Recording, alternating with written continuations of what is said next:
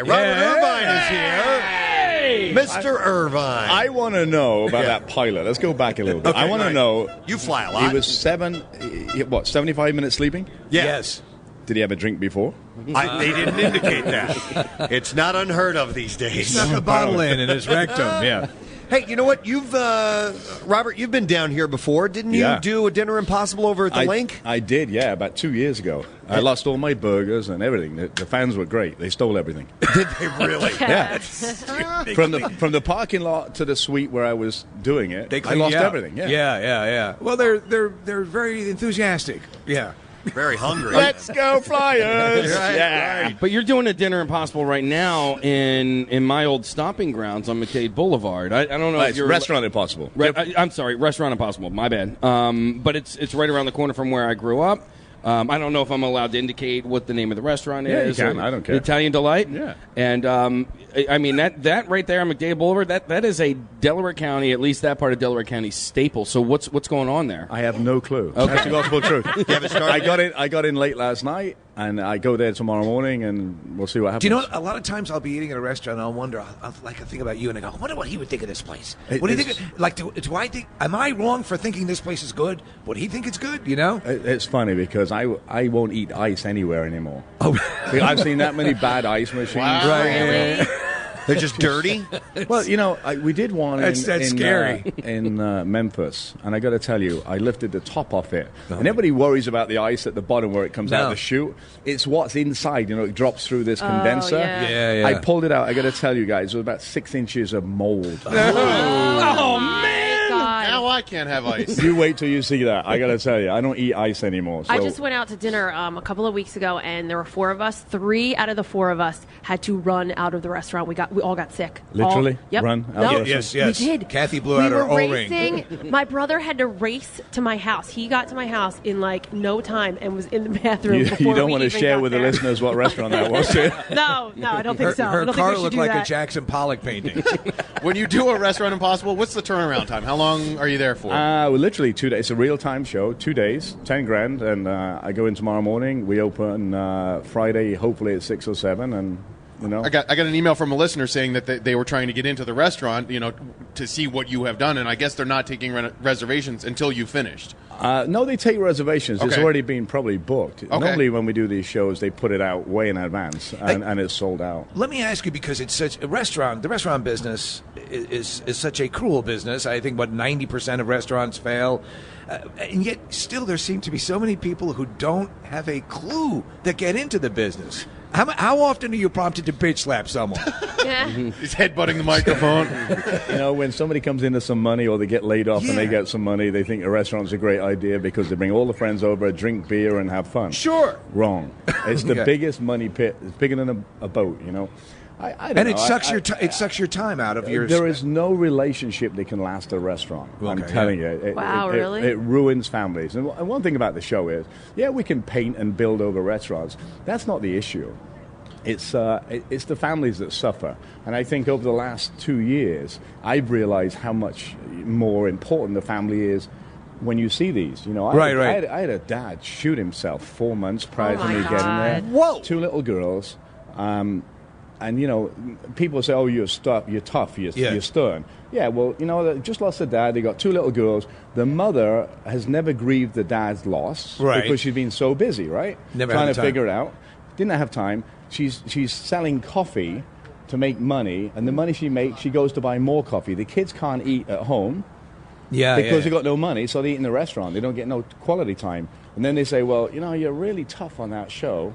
Yeah, because glad you are. Because Yeah. I've got to fix their life, and it's real, and it's amazing. Does it then amaze you in this area, especially in Philadelphia, the amount of restaurants that are family owned and operated through the generations that have managed to succeed, or at least stay viable? Yeah, I mean, around the country, we did one in Pittsburgh not so long ago. 62 years in the family, and it's just like in Philly. I mean, I have a home down at the shore, so you know I'm in Philly all the time when I'm not traveling with the show. And some of the restaurants, they need to update the restaurants. It's not even the food that's bad; it's just the decor of the restaurant. When you open a new restaurant, it's nice smelling, it looks clean, da-da-da. When you go into some of these other places, it's like, the food is great, but you can't take a pee.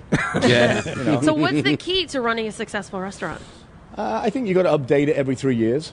Menu's got to change, if not 4 times a year more. Seasonally, I think you got to use fresh ingredients, not frozen and canned. And it seems to me focus. There has to be. A lot of these places try to do 5,000 different menu items. And the reason that is because one guy comes in every week and he wants something, so they put it on the menu so they can carry it, so he's happy. And somebody else comes in, and before you know it, you got 300 menu items. Right. Everything's in the freezer because you can't keep it fresh. Right. And then you suck. And then you got to toss a whole bunch of stuff out. Suck. Yeah. Listen, because you throw it all away. Yeah. Not only is it freezer burn, but how can you make good food from frozen fish? Right. Yeah. Right. Yeah. My parents like to go to this restaurant, and as a family, we go there once a year for like this Christmas dinner, and the clientele is old. You know what I mean? And the restaurant's been there for a while, but you walk in and they smell like pee. Well, no. But, it's just sort of, all right, so the restaurant was successful, but it's been there for so long, they haven't updated anything, and the clientele, is dying. Just to be honest, is dying off. Yeah. So they need to do something, yeah. It happens all the time. And the owners are so afraid of upsetting them people that spend, $6 or whatever a day. Right. They're so Sure. And it's happened to me on 10 shows at least. Yeah. And when I say, listen, they're not doing anything, change the menu, change the decor, let's move forward. And all of a sudden, and I just was at one in Harrisburg. I went to revisit something. And they've done the same thing. They got rid of all them sort of old people. Cycled them out. Got rid of them. Right. Got new people. And now they're making money. Yeah. And it's like somebody hit them with a baseball bat. Like, Right. I think it just takes somebody that's not in that business, their business, to go in and say, hey, you're doing this wrong. And after 25 years, they're like, oh, yeah, we're making money. Dell, 62 years in the business, was making zero money. We finished the show in November, I believe, and in December, the first month, they made $300,000 in that month. Nice. Whoa. Yeah. What's the instantaneous? Sometimes, for me, a place will just immediately. I'll turn around if I walk in and I see lots of quote unquote local celebrity pictures behind the by the register. Do you know what I'm saying? Yeah. Is that like that to me is a little bit of a kiss of death? Hey. It is what you want, but I wouldn't be putting them in my restaurant. Right. I wanted to ask it's like a picture of Telly Savalas from 1973 that's yellow. That you downloaded and signed yourself? Yeah. Right. You know what turns me off right away about a restaurant? If you walk in and their glass door, their front door is dirty. Yes. I'm like, if that's dirty, everything else has got to be. Is there a type of restaurant that is more successful than other restaurants, whether it be Italian, pizza kitchen, or anything like that? Okay. No. I think it's, you say dirty doors. When you walk in and it smells, walk out. Yeah. That's a good sign. Because if the carpet's bad and the door's dirty and, the food's going to suck or it's going to be dirty. But there's some people that think that's character. It has character. No. Character gets you sick, apparently. Yeah. Yeah, Exactly. Robert, I want to go back to Kathy having the Hershey squirts the other day. We had talked about this years ago. Do you guys remember? I had read from like several different people, like a food that is considered instant diarrhea. Yes. Oh yeah, is butterfish. Have you ever heard of that before? Yeah, Butterfish. We use butterfish a lot, but I've never heard that before. We hear, and in fact, if you go online, you'll see multiple sites devoted to the ass explosions caused by, they say, butterfish. Really? Yeah, that it's just something in it is just will open you up, will gut you. Apparently, as good as Visine. You put 4 drops of Visine. Right, exactly. Well, that's how you get rid of the old people. Right. You put the Visine in their food.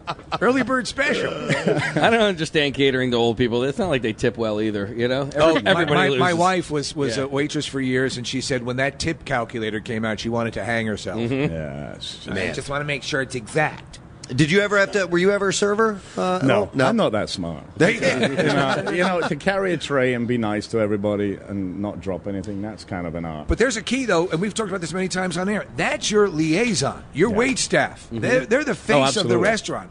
critically important, right? Well, it doesn't matter. If the kitchen messes up, it can be saved by a server. Yeah. But if the server messes up, the kitchen has no chance of saving the guest. Right.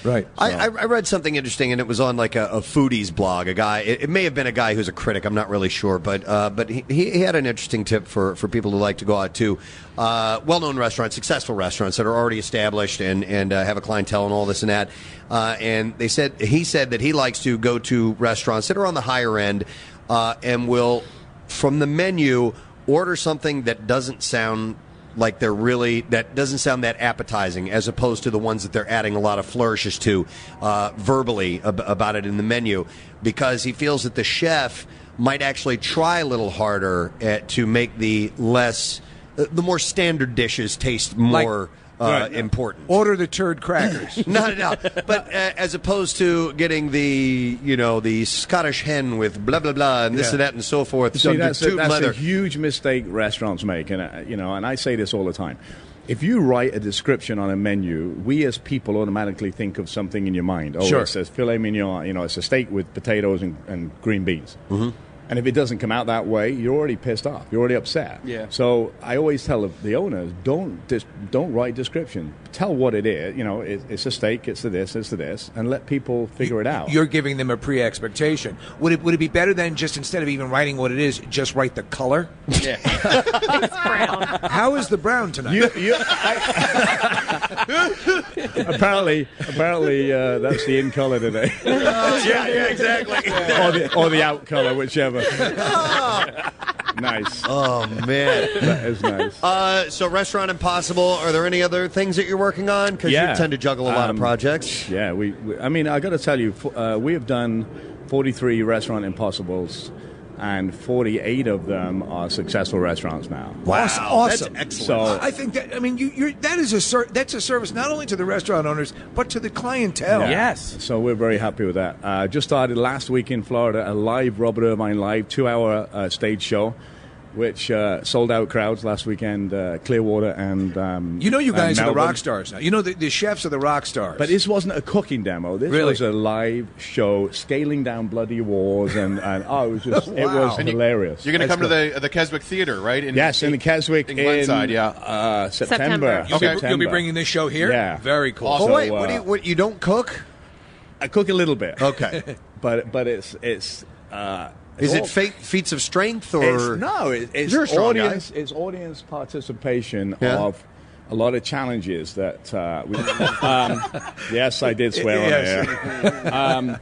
He gives me all these challenges that are guest related, and it's just, I got to tell you, It's like a Double Dare type thing, right? It's amazing. It's the most interactive show there is. Very cool. And I get paid for it. Nice. Life is good. And when's that going to be at the Keswick? That's in what is it? September 22nd. Oh, okay. We'll have to have you back in. We'll have you back in for So, that. so you have to come to the show, and you have to help me do it. All right. Definitely. That's hilarious. Yeah. That would be awesome. All right, well, cool, Robert. We know you got work to do while you're here in Philly, so we'll let you get to it. But we appreciate you stopping by, Appreciate it. supporting the Flyers and all that stuff. Hey, listen, Yeah. I'm here tonight. I'm Yeah. going to watch tonight. Oh, sweet. You know what? You hell should yeah. come to the game and maybe go to Ed Snyder Suite because they have better food there. Hey, Yeah. listen, I go to my box. I'm going with Glenn Bennett. So all right. He always has a good food and a good box and lots of fun going on there. I bet. Awesome. I'll Thanks leave for it being at that. We appreciate it. Robert Irvine, Restaurant Impossible, Dinner Impossible. He is the man.